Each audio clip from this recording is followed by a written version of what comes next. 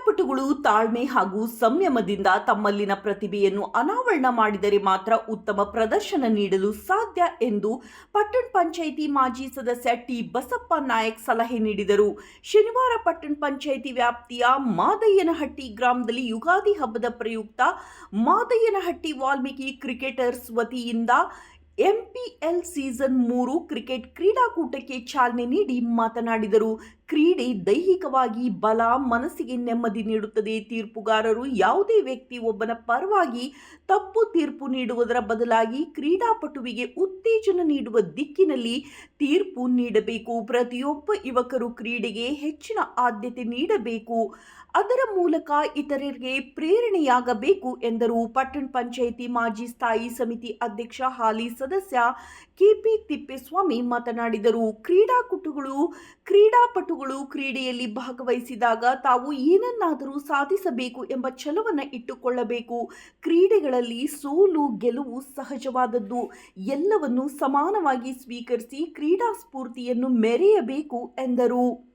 ಯಜಮಾನ ಓಬಯ್ಯ, ಪೂಜಾರಿ ತಿಪ್ಪಯ್ಯ, ದಳಪತಿ ನಾಗರಾಜ್, ಯಜಮಾನ ಯರ್ರಯ್ಯ, ದೊಡ್ಡಪಾಲಯ್ಯ, Kamaiah, ದಳಪತಿ Mahesh Angadi, Mahantesh, Gare Obanna, R Basanna, KP Thippeswamy, Jayanna, Borayya, Pujari Borayya, KP Obanna, KSRTC Karave Kannada Sene ಹೋಬಳಿ ಉಪಾಧ್ಯಕ್ಷ ಕೆಪಿ ನಾಗರಾಜ್, ಪಾರಿತೋಷಕ ದಾನಿಗಳು ET Thippeswamy, T Shekhari, Y Suresh, S Ramesh ಸೇರಿದಂತೆ ಸಮಸ್ತ ಮಾದಯ್ಯನಹಟ್ಟಿ ಗ್ರಾಮಸ್ಥರು, ಕ್ರೀಡಾಪಟುಗಳು ಇದ್ದರು.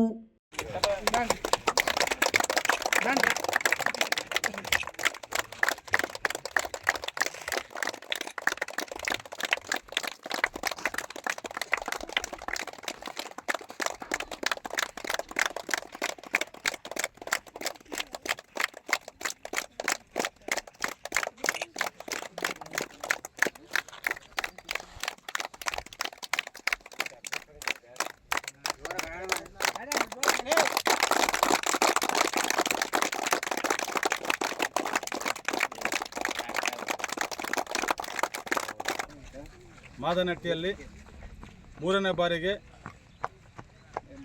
ಎಂಪಿಎಲ್ ಮಾದನಹಟ್ಟಿ ಪ್ರೀಮಿಯರ್ ಲೀಗ್ ಎಂಬ ಒಂದು ಕ್ರಿಕೆಟ್ ಟೂರ್ನಮೆಂಟ್ ಪ್ರತಿ ವರ್ಷದಂತೆ ಈ ವರ್ಷ ಯುಗಾದಿ ಹಬ್ಬದ ಪ್ರಯುಕ್ತ ನಮ್ಮ ಮಾದನಹಟ್ಟಿ ಗ್ರಾಮದ ಕ್ರಿಕೆಟ್ಸ್ ಅಭಿಮಾನಿಗಳು ಹಮ್ಮಿಕೊಂಡಿರುತ್ತಾರೆ.